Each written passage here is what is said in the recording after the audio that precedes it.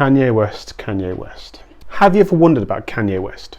From his controversial, headline-grabbing antics, the music producer, rapper, come fashion designer has left many of us wondering. But is he misunderstood or is he misguided? And what can we learn from it? Now, on one hand, Kanye West has revolutionised the music industry with his innovative sounds and absolute creativity. He's won countless awards and amassed a huge following of loyal fans who admire his authenticity and originality. But on the other hand, his erratic behaviour and outlandish remarks have often landed him in hot water with the media and the public. Now, some critics argue that Kanye West's actions are simply a cry for attention, whilst others believe he's a misunderstood genius way ahead of his time. So what's the truth about Kanye West? Perhaps it's a combination of both. Now, as with any complex individual, Kanye West is completely impossible to categorise with a simple label. Love him or loathe him, it's undeniable he attracts attention like nobody else.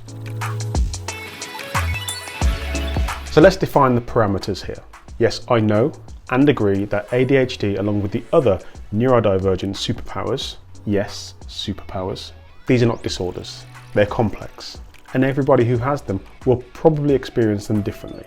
It's important to remember that ADHD and the other neurodivergent conditions are not character flaws. It's a real condition and they can be managed with proper support. So yes, in this instance, we are looking at Kanye West, but this can apply to anybody who has or can associate with these conditions. So Kanye West opened up recently about his diagnosis for ADHD, and it sparked huge discussion about the diagnosis and the condition and how it might have shaped his life and career to date. This is absolutely fantastic. Imagine all of the people out there with the same conditions but suffer in silence because they're marginalised by society, because society doesn't see the world the way they see it. It is important to add that Kanye hasn't spoken about the specifics of the condition and how it affects him, but just examine his public persona and listen to some of the lyrics in his music, and you can see how it adds or takes away from both his creative process or how he's received by people across the world. So for those that don't know, people with ADHD can exhibit traits of high energy, creativity, and a tendency to think outside the box. These are all qualities Kanye is known for. He's a prolific artist, he's constantly challenging convention and constantly pushing boundaries. And I'm speculating, but I think this is the reason why companies like Adidas, Louis Vuitton, Nike and Gap all wanted to collaborate with him, because they knew that his popularity and creativity would boost their sales ultimately. Although these collaborations did end because of some really polarizing comments Kanye made on X not so long back. And again, I think this is probably linked to his ADHD. No excuses. So what's the ADHD done for him? Well, his net worth is reportedly around $400 million, which is not bad, but when you consider that not only a few years ago when he had these collaborations in 2022, he was worth an estimated $2 billion, it's quite a come down. So what? What can't you buy with 400 million that you need 2 billion for? And that net worth is made up of his fashion brand Yeezy and his music. There are probably other investments that we don't have access to because these are just public record. Now, Yeezy is Kanye West in stitches and thread.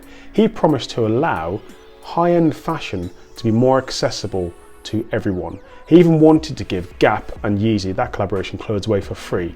I mean, that is totally the ADHD talking there. That's not a great business model. But with Yeezy, his latest campaign is absolutely amazing. He's selling his clothing line for less than $20 per item. Now, criticize all you like, but I don't see any other fashion brands doing that. Actually, Versace did it in 2011 and they did a collaboration with H&M, I think. But aside from that, who else is doing it? And his most recent album, Vultures 1, has just dropped to, as you can imagine, huge demand and huge acclaim. So whatever you think about Kanye West, just know that he's doing what he's doing through a lens that we'll probably never ever be able to understand unless you're blessed with the same gifts. So what can we take away from this? Well, I suppose in this analysis of Kanye West, what speaks volumes to me is being your authentic self, regardless of anyone else's opinion. Now look, we've all got to work and live in a structured society, an ordered society, and that's totally fine, but you don't have to succumb to the same old living lemming way of life, just on the hamster wheel, doing exactly what society expects you to do.